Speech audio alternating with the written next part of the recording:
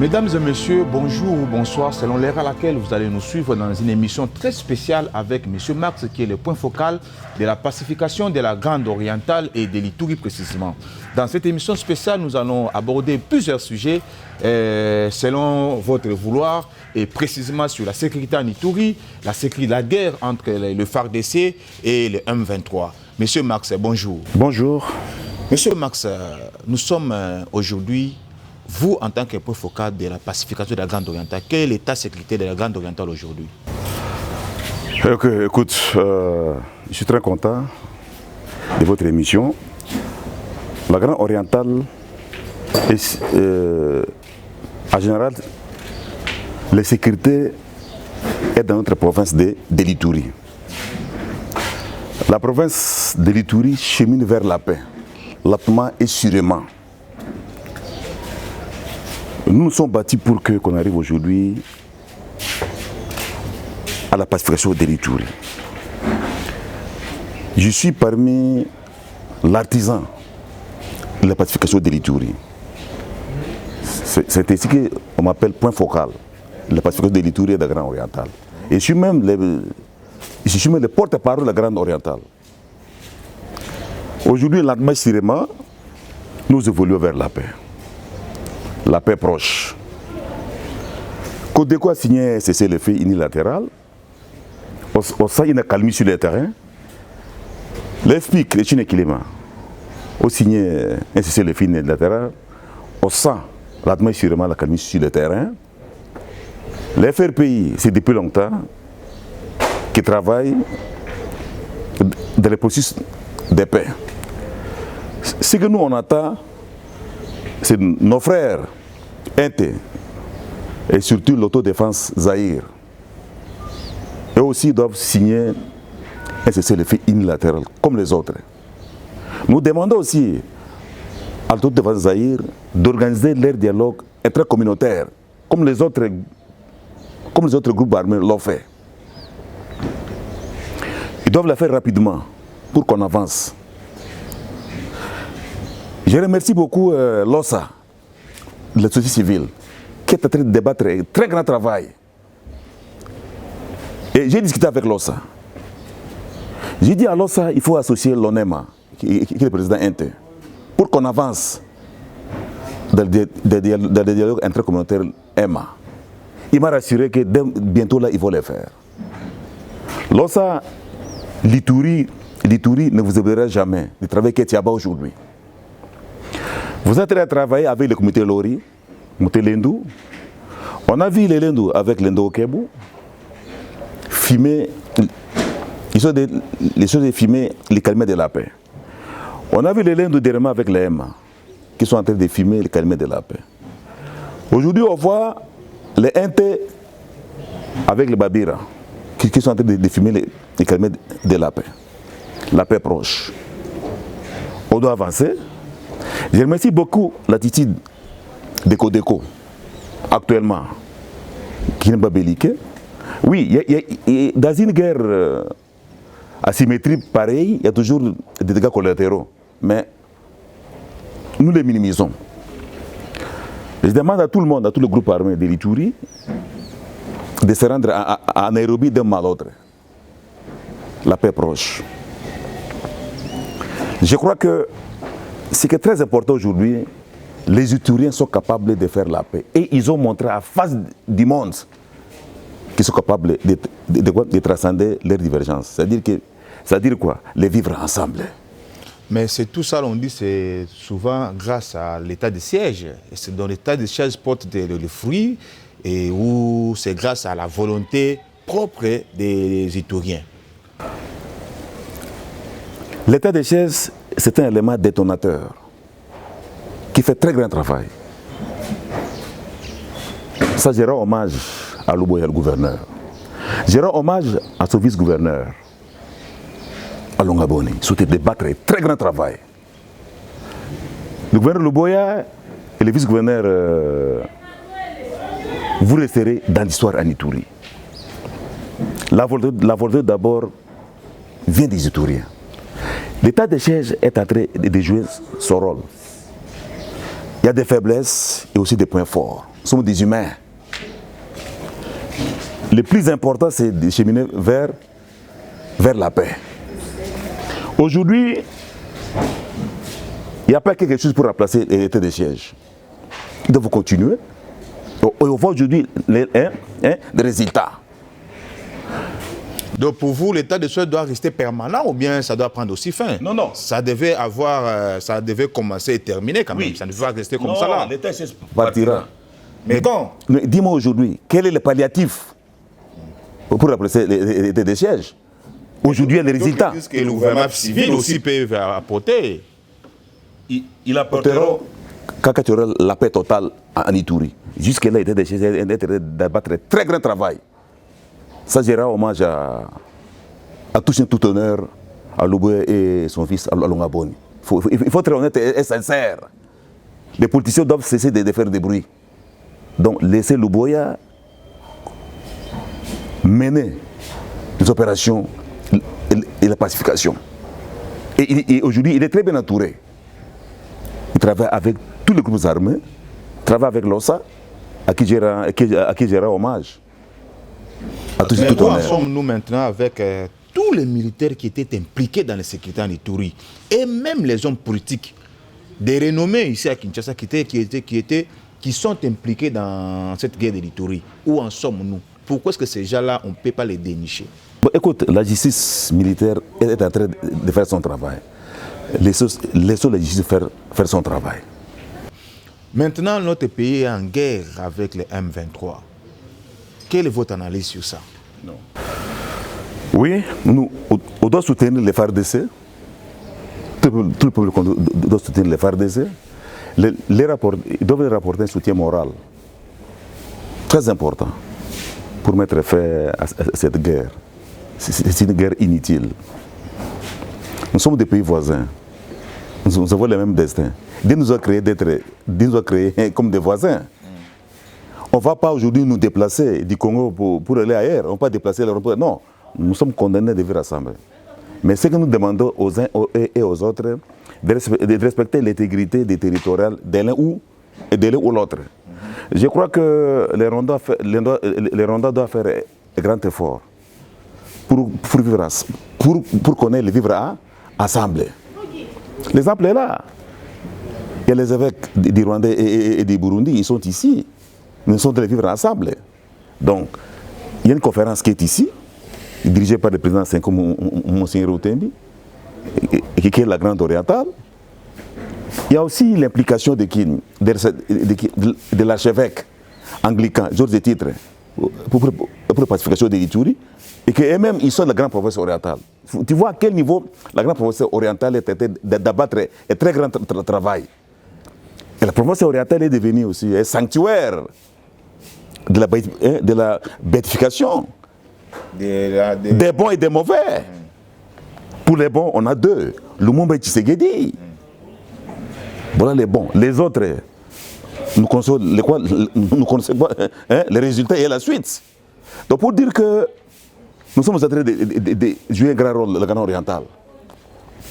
On a connu général comme Singabwenge, Likulia, des grands hommes, des Babandoa, des Nanga, qui a joué un grand rôle dans l'alternance. Tout ça, la province orientale, qui donne pour tout et tout. On a le Mumba, héros. Maintenant, là, M. Max, quel aussi que la RDC peut faire, qu'est-ce que la RDC peut faire maintenant là pour mettre fin à cette guerre entre la RDC et le M23?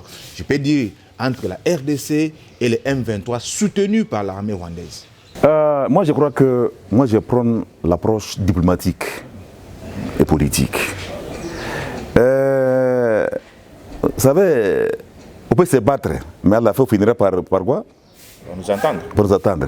On finira par la table de négociation. Faisons confiance à la tripartite de Luanda, que le président de la République a piloté. du côté de la RDC. Faisons Mais confiance. les autres politiques critiquent ça, ils disent que c'est la faiblesse de la RDC de s'asseoir encore ensemble avec les Rwandais. Plusieurs fois, la RDC a demandé au Rwanda l'appel, plusieurs fois, la RDC s'est assise avec les Rwandais, mais le président Kagame a toujours saboté tous ces accords-là. Est-ce que cette fois-ci, il y a encore de la chance sur ça? Oui, la chance est là. Notre bonne foi, notre volonté de faire la paix avec les voisins n'est pas une faiblesse. Le président de la République l'a dit, de faire la paix. On doit vivre ensemble. Le vivre ensemble, c'est ça qui est le plus important. Et nous, en tant que peuple congolais, vous savez, survivre, c'est résister. Hein? Oui.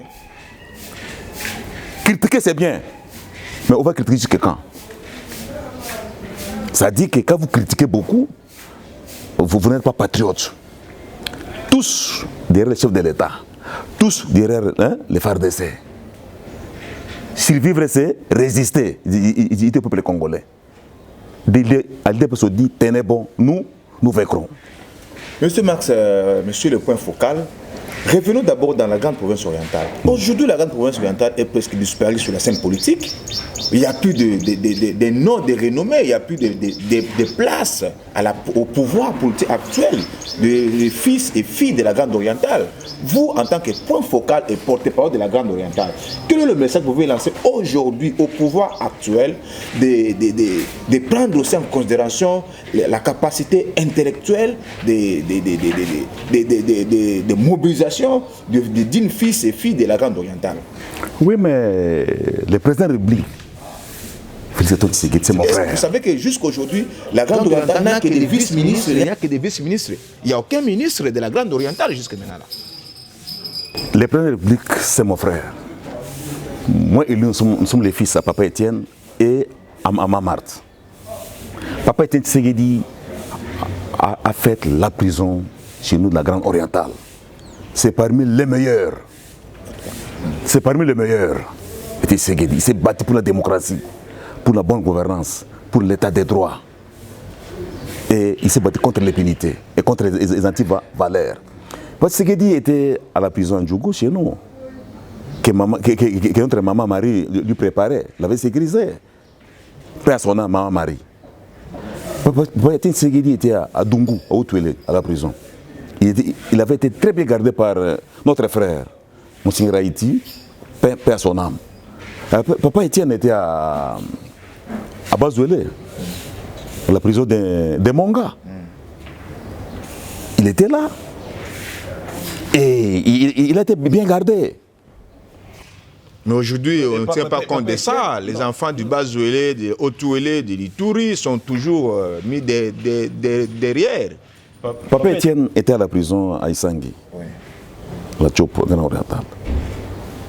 Le président de la République doit compter avec nous, la Grande Orientale, parce que nous avons 30 millions d'électeurs. Et nous sommes les poubelles de l'histoire. On a fabriqué Lumumba, héros, mais qui est allé succomber au Katanga pour tuer la vérité.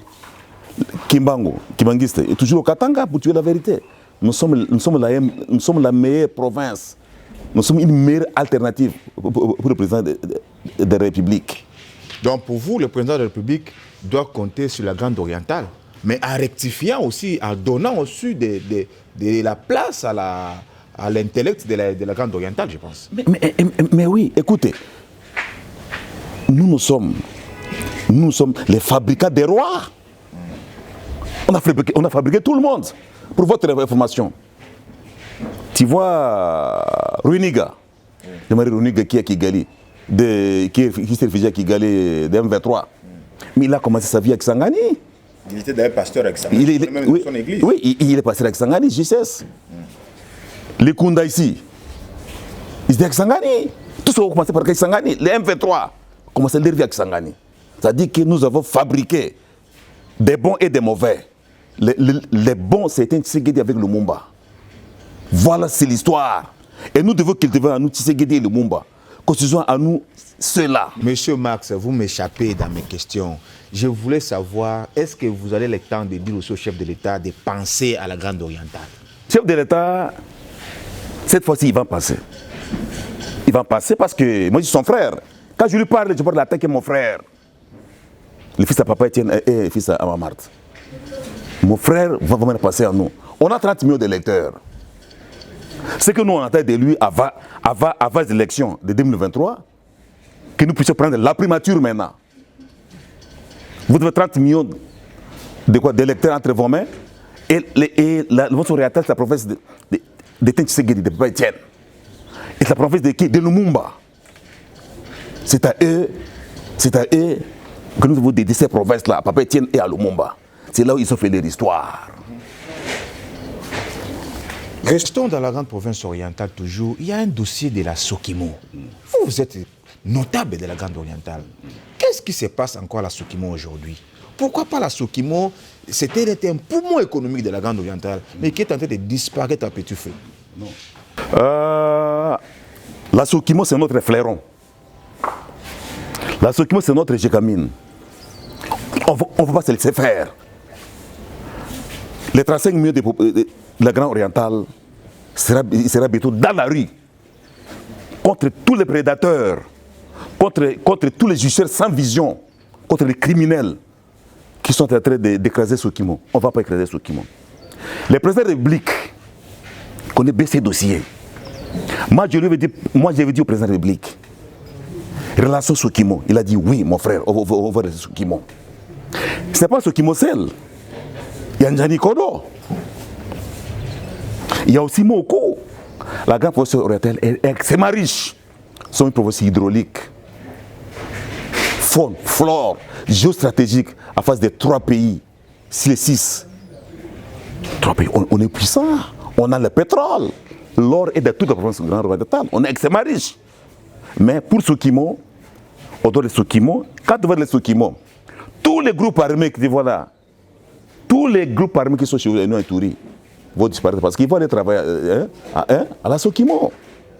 Au même moment, on va créer des brigades agricoles, des brigades avicoles et des brigades minières pour donner travail à Sokimo. Mais ce que nous, on demande maintenant à nos élus parlementaires de l'Itourie et Grand Oriental, voilà, de convoquer à la session de septembre,